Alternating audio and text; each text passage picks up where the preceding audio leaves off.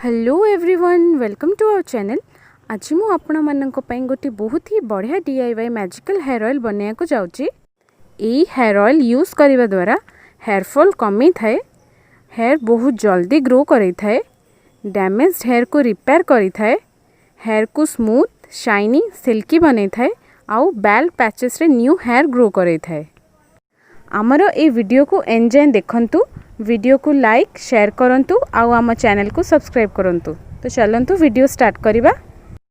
तो एठी हमें मेथी, भृसंग पत्र, निम्ब पत्र, एलोवेरा,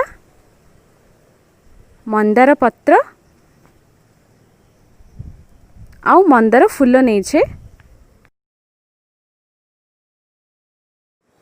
एबे आमे एही सबुर गोटे पेस्ट बनै दबा।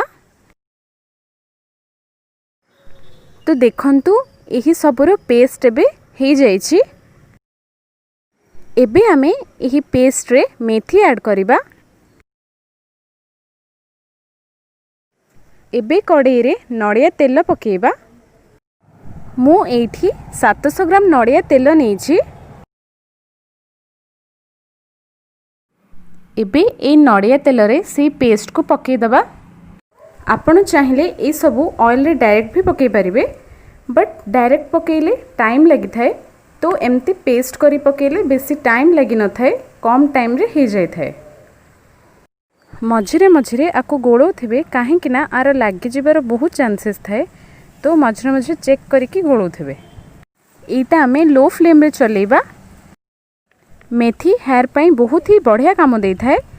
तो मेथी हेयर फॉल को रोकी थाए आउ हेयर रिग्रोथ करिबारे सहाय्य करि थाए। नीम रे एंटी बैक्टीरियल आउ एंटी फंगल प्रॉपर्टीज थाए। तो एटा डैंड्रफ कम करिबारे बहुत सहाय्य करि थाए। नीम हेयर फॉलिकल्स को स्ट्रांग करि थाए आउ हेयर ग्रोथ करिबारे भी सहाय्य करि थाए। भृसंग पत्र रे अधिक मात्रा रे बेटा कैरोटीन आउ प्रोटीन्स थाए, जोटा कि हेयर लॉस को कम करि थाए। आउ एथरे एमिनो एसिड्स आउ एंटीऑक्सीडेंट्स भरपूर मात्रा रे थाए। तो एटा हेयर फॉलिकल्स को बहुत स्ट्रांग करि थाए आउ स्कैल्प रे मॉइस्चर आनी थाए। एलोवेरा हेयर पाई बहुत बढ़िया कंडीशनर काम दे थाए आउ हेयर को स्मूथ शाइनी बनै थाए। मंदार पत्र व्हाइट आउ ग्रे हेयर कम करिबारे सहाय्य करि थाए आउ हेयर रे वॉल्यूम आनी थाए आउ स्प्लिट एंड्स को भी कम करि थाए।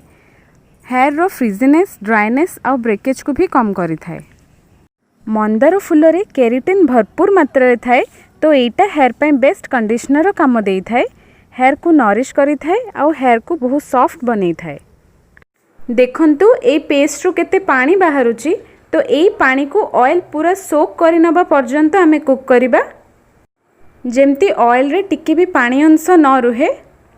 सबुठु इम्पोर्टेंट वार्निंग, एटा जेमती बिल्कुल भी पोड़ी न जाए।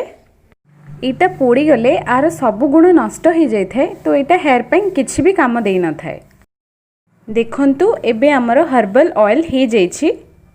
वीकली ए हेयर ऑयल को आपण 2 ରୁ 3 थर हेयर रो रूट्स और स्कैल्प रे लगे कि मसाज देबे। आउ ए ऑयल आपण 2 ରୁ 3 मास जाए स्टोर करी रखि परिबे।